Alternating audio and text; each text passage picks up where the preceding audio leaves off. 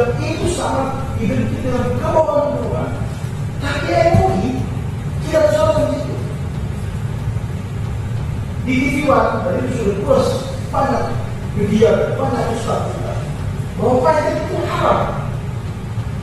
Nah itu bertentangan dengan ulama NU, kemudian bertentangan dengan ulama yang lain ya. Seharusnya menurut pandangan saya adalah harus ditinjau ulang. Ya, betul. Karena kan ini juga Python ini kan yang saya tangani saja karyawan sudah tidak dibayar kan.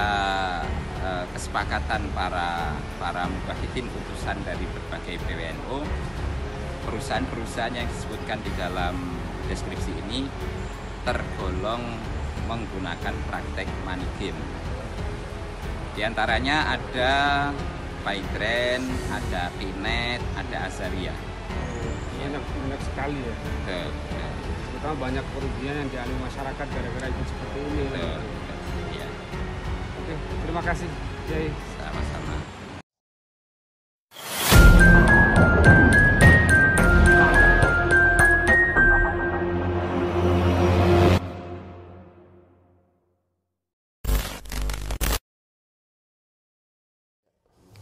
Ya, assalamualaikum warahmatullahi wabarakatuh teman-teman. Kembali bersama saya Aji di JTV. Saya lanjutkan perbincangan saya dengan Pak Jani Mustafa karena beberapa hari yang lalu itu sempat ada masalah teknis yang terputus ya. Kembali lagi masalah Python yang kita bahas.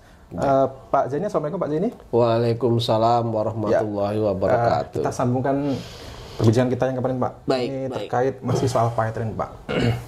Beberapa ulama sudah tegas mengharamkan Python bahkan dari kalangan NU sendiri Pak. Baik. Tapi kenapa justru MUI ini memberikan sertifikasi halal kepada Python Pak? Kalau itu menurut pandangan saya kan dari beberapa ulama. Ya. Terus kemudian yang lebih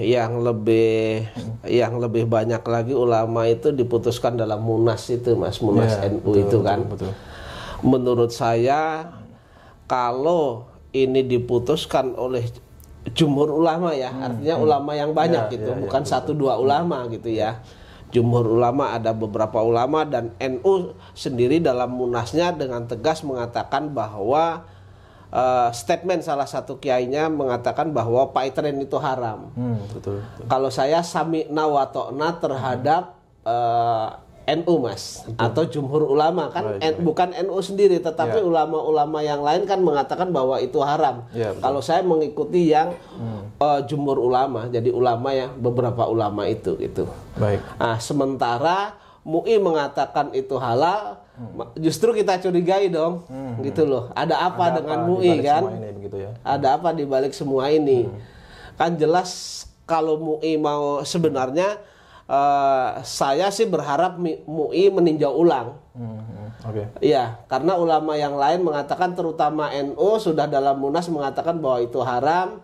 Kemudian MUI ada terbit sertifikat bahwa itu halal. Harapan saya MUI bekerjalah dengan baik sesuai dengan ilmu yang ada kan, sesuai dengan ilmu memutuskan itu untuk meninjau ulang. Nah, tinjauan ulangnya itu apakah nanti mengatakan haram atau halal terserah mereka. Ya. Tapi yang jelas saya meminta secara profesional, secara keilmuan tanpa nafsu mengatakan bahwa ini halal atau haram. Jadi harus ditinjau ulang itu menurut saya. Berarti sertifikasi halal sebelumnya yang telah dikeluarkan itu harapannya atau harusnya bisa dicabut begitu Pak ya? Ditinjau ulang. Ya. Kalau sudah ditinjau ulang ternyata nanti di sana haram ya dicabut Mas. Aja melibatkan ulama-ulama lain, melibatkan berbagai organisasi misalkan Muhammadiyah, NU gitu ya Pak ya? Kalau ini kan berkaitan dengan MUI. Di MUI itu sendiri kan ada beberapa yang ahli di bidang itu. Okay. Karena itu bertentangan dengan ulama NU, kemudian bertentangan dengan ulama yang lain ya. Seharusnya menurut pandangan saya adalah harus ditinjau ulang. Ya, betul. Karena kan ini juga Python ini kan yang saya tangani saja karyawan sudah tidak dibayar kan. Ya. 14 karyawan itu saja hanya 450 sekian dicicil. Kemudian kemarin ada yang ketemu sama saya itu katanya ada PHK massal sekitar 50-an orang itu kan sampai dengan sekarang belum dibayar. Artinya ada hal-hal yang tidak beres di sana sehingga MUI juga harus berani dengan gagah meninjau ulang itu.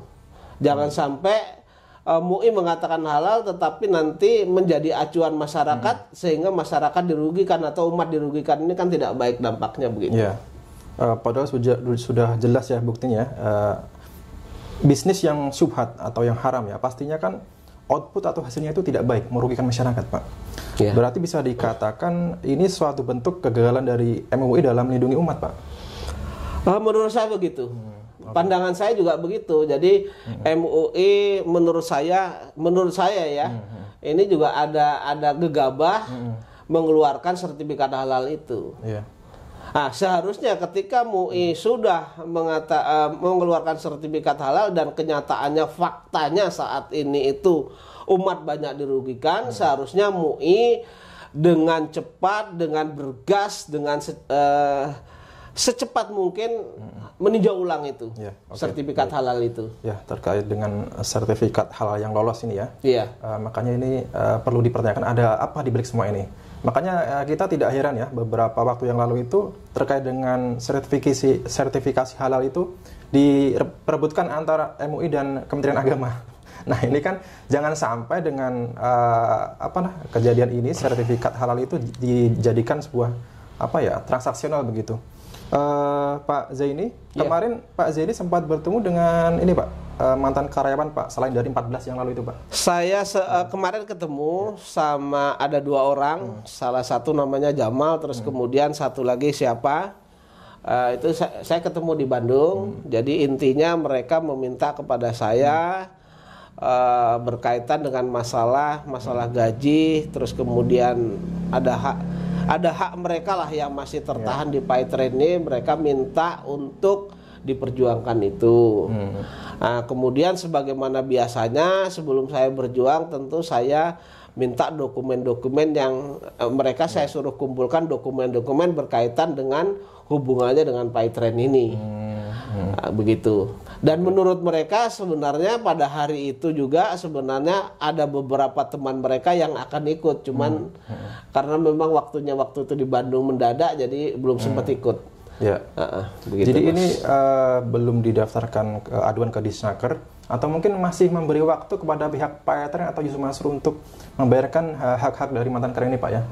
Kemarin juga jadi, ada setelah keluar video itu diharapkan ya ada respon langsung dari pihak PayTran. Iya, jadi kemarin pertemuan itu kan divideokan sehingga saya minta karena ini ownernya kan selalu mengaku sebagai seorang ulama yang selalu yang harus mereka mengatakan berbuat sesuatu untuk umat kan. Nah, saya minta secara legowo, secara sadar, secara manusiawi menyelesaikan dulu lah. Tapi nanti kalau misalnya memang tidak ada penyelesaian secara persuasif dan dari teman-teman yang minta bantuan kepada saya itu dokumennya lengkap ya saya daftarkan Mas gitu. Jadi sejak keluarnya atau munculnya video tersebut Pak sampai hari ini Pak itu belum ada Pak respon dari pihak PayTran atau Yusuf Mansur untuk membayar hak-haknya itu Pak. Dari 2 orang yang ketemu saya itu belum mengabari saya. Iya. Udah lumayan lama itu juga ya. Ya, jangan sampai ya pihak PayTran hanya mau bertanggung jawab ya mencicil bahkan ya itu hanya yang menggugat atau berupaya melalui Disnaker. Sedangkan yang lain itu masih banyak juga yang belum mendapatkan haknya Pak ya. Iya. Kemarin juga yang ketemu sama saya itu salah seorang yang ketemu sama saya, kakaknya juga di PHK. Masih punya hak terhadap PayTran itu sekitar 300-an juta itu. Ya Allah.